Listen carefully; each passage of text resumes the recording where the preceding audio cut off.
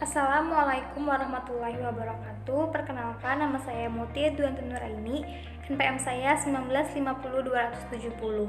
Di sini saya akan menjelaskan mengenai pengertian dari talak dan rujuk dan dasar hukum dari talak dan rujuk. Yang pertama, saya akan menjelaskan mengenai pengertian dari talak. Secara etimologis, talak berarti melepas ikatan. Talak berasal dari kata itlaq yang berarti melepaskan atau meninggalkan. Sedangkan menurut istilah syar'a, talak yaitu melepaskan tali perkawinan dan mengakhiri hubungan suami istri.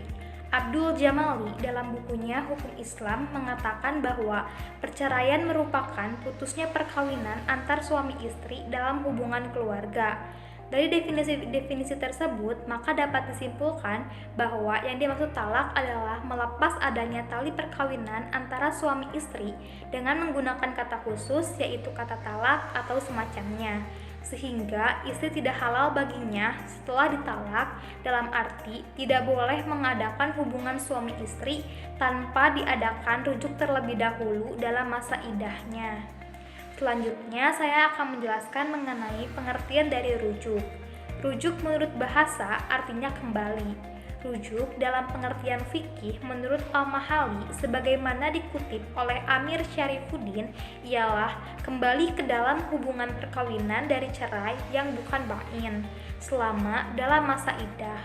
Pengertian rujuk ini juga diisyaratkan dalam pasal 163 KHI, yaitu seorang suami dapat merujuk istrinya yang dalam masa iddah.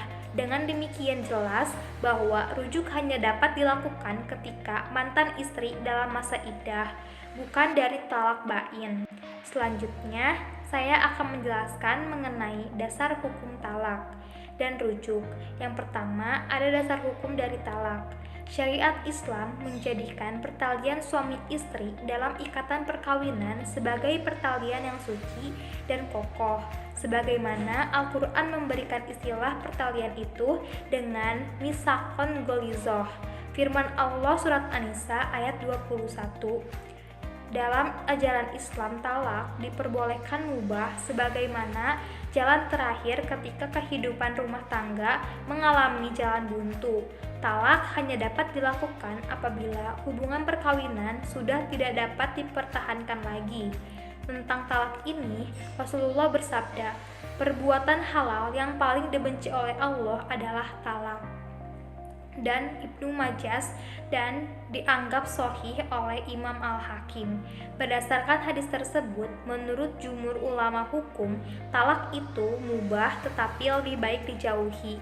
Utama Syafi'iyah dan Hanabiyah berpendapat bahwa hukum talak terkadang wajib, terkadang haram, dan sunnah. Apabila Perkenalkan, nama saya Puja Lydia Kosasi, NPM 1950279. Di sini saya akan menjelaskan materi tentang dasar hukum talak dan rujuk. Apabila dilihat dari latar belakang terjadinya talak, maka hukum talak akan berubah kepada yaitu yang pertama, wajib. Talak menjadi wajib hukumnya apabila tidak menemukan jalan lain kecuali talak yang bisa ditempuh untuk meredakan pertikaian yang terjadi di antara suami dan istri. Yang kedua yaitu haram. Talak yang diharamkan adalah talak yang dilakukan bukan karena adanya tuntutan yang dapat dibenarkan, karena hal itu bagi sang suami dan juga sang istri serta tidak memberikan kebaikan kepada keduanya. Yang ketiga yaitu mubah. Hukum talak bisa menjadi mubah jika seorang istri memiliki akhlak yang buruk, jelek tabiatnya dalam bermuamalah, melalaikan hak suami dan lain-lain. Yang terakhir yaitu sunnah. Hukum talak akan menjadi sunnah apabila keadaan rumah tangga sulit dipertahankan dan apabila dipertahankan akan lebih bahaya. Misalnya seorang istri tidak mau atau lalai menjalankan hak-hak Allah Subhanahu wa Ta'ala seperti puasa, sholat, dan lain-lain. Mungkin selanjutnya akan dijelaskan oleh ada hukum dari rujuk. Hukum rujuk ada 5, yakni yang pertama wajib. Apabila suami yang menceraikan salah seorang istrinya dan dia belum menyempurnakan pembagian waktunya terhadap istri yang diceraikan itu. Yang kedua, haram apabila rujuk itu menjadi sebab mendatangkan kemudaratan kepada istri tersebut. Yang ketiga, ada makruh apabila perceraian itu lebih baik diteruskan daripada rujuk. Lalu yang keempat, ada jaiz atau boleh. Ini adalah hukum rujuk yang asli. Yang terakhir ada sunnah, sekiranya mendatangkan kebaikan. Sekian yang dapat saya sampaikan, selanjutnya akan dijelaskan oleh rekan saya. Assalamualaikum warahmatullahi wabarakatuh. Perkenalkan, nama saya Raffi Al-Adad Hidayat, NPM 1950247.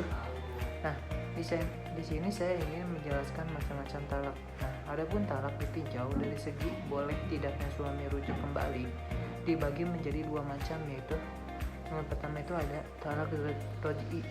Nah, talak roj'i ini adalah salah satu atau talak dua tanpa iwat, penebusan talak yang dibayar istri kepada suami yang dalam masa iddah suami dapat merujuk kembali tanpa akad kepada istrinya.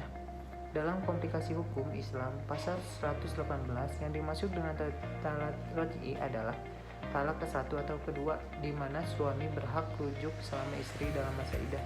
Nah, firman Allah dalam surat Al-Baqarah ayat 229 yang berbunyi, A'udzubillahi minasyaitonirrajim. Bismillahirrahmanirrahim. At-talaqu marratan fa imsaku bima'rufi aw tazrimu bisan. Yang artinya talak yang dapat dirujuk dua kali. Setelah itu boleh rujuk lagi dengan cara yang ma'ruf atau menceraikan dengan cara yang baik. Adapun yang termasuk dalam kategori talak roj'i adalah sebagai berikut. Nah, yang pertama itu ada talak 1 atau talak 2 tanpa iwat dan telah kumpul. Yang kedua ada talak karena ilah yang dilakukan hakim. Yang ketiga ada talak hakamain, artinya talak yang diputuskan oleh juru damai hakam dari pihak suami maupun pihak istri. Nah, selanjutnya itu ada kedua itu ada talak bain. Talak bain ini ialah talak yang tidak memberikan hak rujuk bagi seseorang suami terhadap bekas istrinya. Talak bain ada dua macam, yakni yang pertama itu ada talak bain sugro, bain kecil, ialah tidak talak yang tidak boleh dirujuk tapi boleh akad nikah baru dengan bekas suaminya meskipun dalam iddah. Sebagaimana dalam komplikasi hukum Islam pasal 119 menyatakan bahwa ayat 1 talak bain sugro adalah talak yang tidak boleh dirujuk tapi boleh akad nikah baru dengan bekas suaminya meskipun dalam iddah. Ayat 2 talak bain sugro sebagaimana disebut pada ayat 1 adalah yang pertama adalah talak yang terjadi qabla adkhul, yang kedua ada talak dengan tembusan atau hulu, yang ketiga ada talak yang dijatuhkan oleh pengadilan agama. Selanjutnya itu macam-macam talak. Nah, talak bain kubro, bain besar ialah talak tiga dilakukan sekaligus atau berturut-turut. Suami tidak dapat memperistrikan lagi bekas istrinya kecuali bekas istrinya tersebut telah kawin lagi dengan laki-laki yang kemudian bercerai setelah mengadakan hubungan kelamin dan habis masa iddahnya. Seorang suami yang mentalak bain kubro istrinya boleh mengawini istrinya kembali apabila telah memenuhi syarat-syarat sebagai berikut. Nah, yang pertama itu istri telah kawin dengan laki-laki lain. Terus istri telah dicampuri oleh suaminya yang baru. Yang ketiga ada istri telah dicerai oleh suaminya yang baru. Yang keempat telah habis masa iddahnya. Nah, selanjutnya itu ada syarat-syarat talak dan rujuk. Nah, beberapa hal yang menjadi rukun talak dan syarat-syaratnya antara lain sebagai berikut. Yang pertama itu ada suami untuk sahnya talak. Suami yang menjatuhkannya talak disyaratkan A. Balik. Talak yang dijatuhkan anak kecil dinyatakan tidak sah sekalipun dia telah pandai. Demikian kesepakatan para ulama mazhab kecuali mazhab Hambali. Para ulama mazhab Hambali mengatakan bahwa talak yang dijatuhkan anak kecil yang mengerti dinyatakan sah sekalipun usianya belum mencapai 10 tahun, yang B. berakal sehat. Dengan demikian, talak yang dijatuhkan oleh orang gila tidak sah, begitu pula dengan talak yang dijatuhkan oleh orang yang tidak sadar.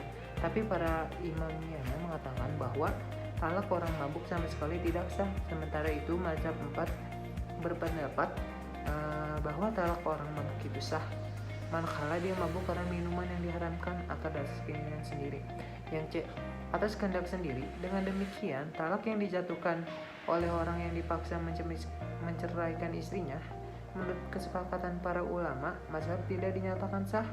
Hal ini sesuai dengan sabda Nabi SAW, sesungguhnya Allah melepaskan dari umatku tanggung jawab dari doa silap, lupa, dan suatu yang dipaksakan kepadanya. Yang D, betul-betul bermaksud menjatuhkan talak. Dengan demikian, kalau seorang laki-laki mengucapkan talak karena lupa, keliru, atau main-main, maka menurut Imamiyah talaknya dinyatakan tidak jatuh. Kedua, ada istri mengenai istri-istri yang dapat dijatuhi talak. Para fuqaha sepakat bahwa mereka harus A, perempuan yang dinikahi dengan sah. B, perempuan yang masih dalam ikatan nikah yang sah. C, belum habis masa idahnya pada talak raj'i. Yang D, tidak sedang haid. Nah, yang ketiga itu ada sihah talak. Sihah talak ialah kata-kata yang diucapkan pada suami terhadap istrinya yang menunjukkan talak, baik itu sarih jelas maupun kinayah, itu bisa dijelaskan sindiran.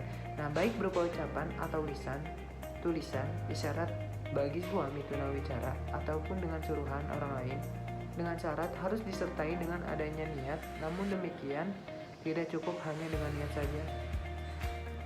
Sekian, terima kasih. Wassalamualaikum warahmatullahi wabarakatuh. Selanjutnya itu ada tata cara talak. Nah, yang pertama itu talak 3 sekaligus. Dalam jumhur ulama memang mengatakan bahwa talak 3 bisa jatuh bila suami mengatakan 3 kali dalam satu majelis. Contohnya, kamu saya talak, kamu saya talak, kamu saya talak, maka jatuhlah talak 3. Namun pendapat ini bukan satu-satunya, karena utama lain mengatakan bahwa lafaz seperti itu tidak menjatuhkan talak 3, tapi hanya talak 1 saja. Yang dasarnya adalah hadis berikut. Dari Mahmud bin Labid berkata bahwa Rasulullah SAW menceritakan kepada kami tentang seorang yang menceraikan istrinya talak 3 sekaligus. Lalu Rasulullah SAW berdiri sambil marah dan berkata, apakah itu kitabullah dipermainkan sementara aku masih berada di antara kamu? Sampai-sampai ada seorang yang berdiri dan bertanya kepada Rasulullah SAW, ya Rasul, bolehkah aku membunuh orang itu? Selain itu, memang dalam Al-Quran telah disebut bahwa talak itu berjenjang. Talak itu 2 kali, sebagaimana disebut dalam surat Al-Baqarah. Kedua pendapat ini merupakan pilihan yang masing-masingnya memiliki sejumlah dalil yang kuat. Nah, yang kedua itu talak tidak butuh saksi.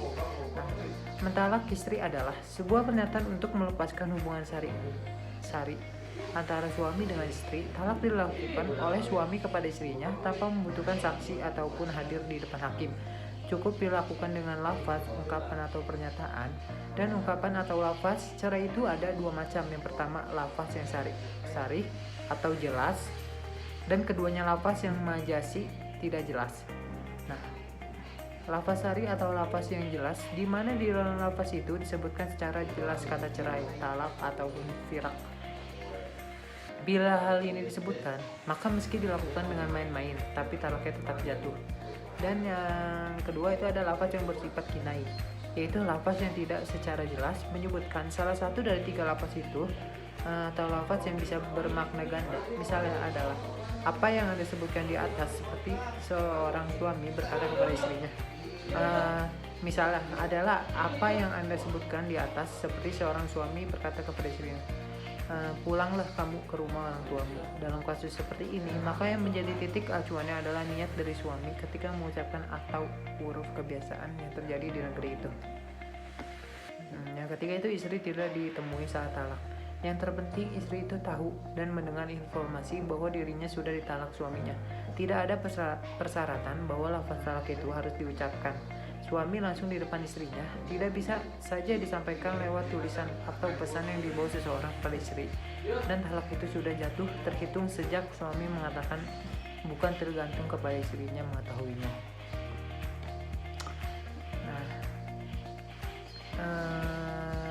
Selanjutnya itu ada tata cara rujuk. Nah, cara untuk rujuk ialah dengan menyampaikan rujuk kepada istri yang ditalak, atau dengan perbuatan rujuk dengan ucapan ini dipisahkan secara ijma oleh para ulama dan dilakukan dengan lafaz yang syar'i. jelas dan gamblang. Misalnya dengan ucapan saya rujuk kembali kepadamu, atau dengan kinayah sindiran seperti ucapan sekarang engkau sudah seperti dulu. Kedua, ungkapan ini bila diniatkan untuk rujuk maka sah, sebaliknya bila tanpa diniatkan untuk rujuk maka tidak sah. Sedangkan rujuk dengan perbuatan, para ulama masih berselisih pendapat, namun yang ramah kuat insya Allah yaitu dengan melakukan hubungan suami istri atau mudah kinayah seperti ciuman dan sejenisnya dengan disertai niat untuk rujuk.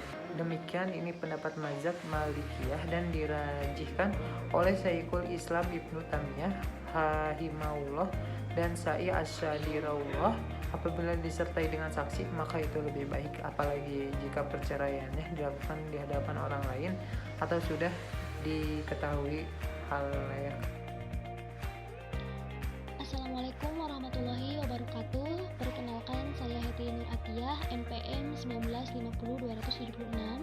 Di sini saya akan menjelaskan pengertian tentang idah, dasar hukum idah dan macam-macam idah. Nah, langsung saja untuk pengertian idah di sini adalah berasal dari kata ad dan al-ihsya yang berarti bilangan, artinya jumlah bulan yang harus dilewati seorang perempuan yang telah diceraikan atau talak atau ditinggal mati oleh suaminya. Adapun makna idah secara istilah adalah masa penantian seorang perempuan setelah diceraikan atau ditinggal mati oleh suaminya. Akhir masa idah itu ada kalanya ditentukan dengan proses melahirkan, masa haid atau masa suci. Mazhab Syafi'iyah, idah adalah masa menunggu bagi seorang wanita guna mengetahui apakah dari dalam rahimnya ada benih janin dari sang suami atau tidak.